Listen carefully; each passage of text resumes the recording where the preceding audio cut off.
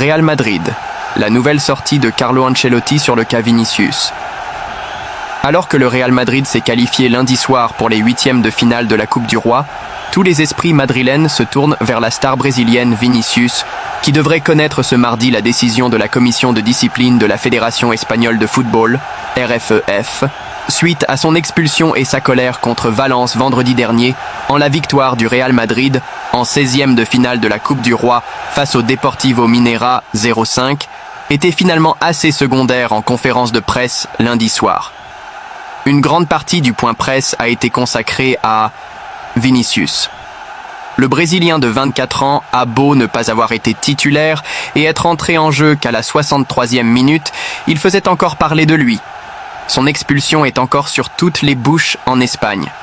L'affiche opposant le Real Madrid à Valence, dans le cadre de la 19e journée en retard de Liga suite aux tragédies de la région ayant fait 231 morts, a été marquée par une nouvelle polémique d'arbitrage impliquant Vinicius Junior, expulsé à 10 minutes du terme pour un vilain geste sur le gardien macédonien Stol Dimitrievski, 79e.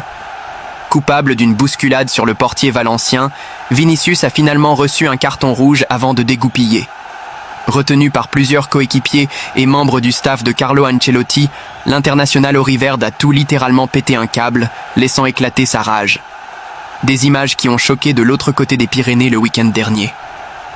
À la 79e minute, Vinicius a été expulsé pour le motif suivant: avoir délibérément frappé un adversaire à la tête, sans que le ballon ne soit en jeu, en utilisant une force non négligeable.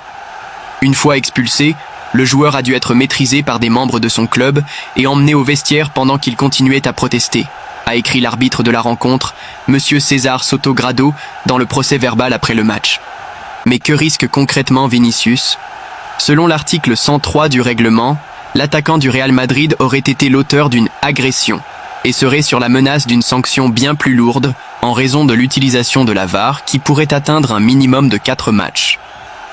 Le fait d'agresser une autre personne, sans lui causer de blessure, avec la circonstance que l'action a lieu, alors que le jeu est arrêté, ou à une distance telle de l'endroit où elle se déroule qu'il est impossible d'intervenir sur un coup de pied arrêté, sera puni d'une suspension de 4 à 12 matchs, qui sera considéré comme un facteur déterminant de l'élément intentionnel nécessaire à ce délit. Malgré cet acharnement médiatique, Vinicius peut toujours compter sur un fort soutien de son club. Ancelotti clame l'innocence de son joueur.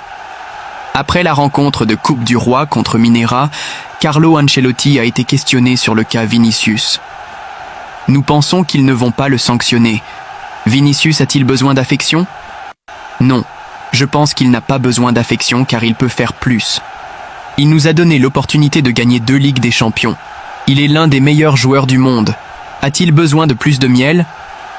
Non, je pense qu'il a l'amour des supporters du Real Madrid et c'est pour cela qu'il joue très bien, a martelé le tacticien italien. Si la suspension venait à être confirmée, Vinicius pourrait notamment louper la Supercoupe d'Espagne, prévue ce jeudi face à Majorque en Arabie Saoudite. Pour rappel, le camion VAR avait interpellé l'arbitre de la rencontre. César, je vais te recommander d'utiliser la vidéo pour évaluer une éventuelle conduite violente, comme je te l'ai déjà dit. Tu as l'impact là, d'abord à 50% puis à vitesse normale, avant de répondre à ses collègues. Ok, je vais lui donner un carton rouge. Le ballon est immobile, n'est-ce pas? Pour avoir frappé le gardien de but au visage avec ses bras. Numéro 7, carton rouge, suite à la diffusion des images.